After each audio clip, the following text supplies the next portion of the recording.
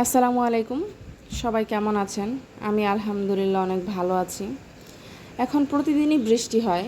প্রতিদিন বৃষ্টি হলে আসলে ভালো লাগে না। ঘর থেকে বের হওয়া যায় না। মানে কেমন যেন লাগে। যদিও বের হওয়ার প্রয়োজন হয় না, তারপরেও বাহিরে বৃষ্টি হলে সবসময় কি আর ভালো লাগে? মনে হয় যে একটু রোদ উঠবে, ভালো লাগবে। কিন্তু হ্যাঁ, এখন পরিবেশটা খুবই ঠান্ডা, ভালো লাগতেছে অনেক। তো আমি আজকে আপনাদের জন্য খুবই সুন্দর একটি রেসিপি নিয়ে চলে এসেছি।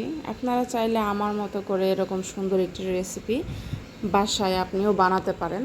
খুবই সহজ। যাদের বাসায় বাচ্চা আছে তারা খুব পছন্দ করবে। আমার ছেলে এইসব কিছু অনেক বেশি এনজয় করে। আমি বানাই, ও বসে বসে দেখে ওর আম্মু কী বানায়। তো খুব মজা পায় এগুলো দেখে। আমার সাথে সাথে ও বানানোর চেষ্টা করে। তো আমি ডিম বানিয়ে নিয়েছি, ডিম পোস। সেটা আপনারা সবাই দেখে বুঝতে পারতেছেন। ডিম পোস বানিয়েছি এবং সাথে একটা প্লেটের মধ্যে আমি কিছু চাল বানিয়ে নিয়েছি। আর অবশ্য চাল বললে ভুল হবে, এটা আসলে খিচুড়ি। খিচুড়ি বানিয়েছি, ভেবেছি যে ঠান্ডা পরিবেশে সবার জন্য খিচুড়ি রান্না করলে কেমন হয়। তো আমার খিচুড়িটা বানানো প্রায় কমপ্লিট। সবগুলো চাল আমি বানিয়ে নিয়েছি।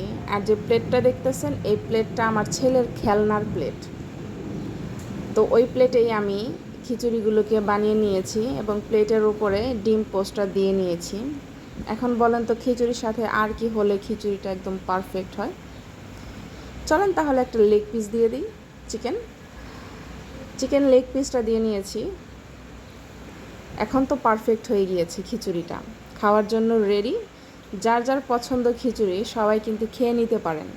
আমার ভিডিওটি ভালো লাগলে লাইক, কমেন্ট, শেয়ার দিয়ে পাশে থাকবেন। আল্লাহ হাফেজ।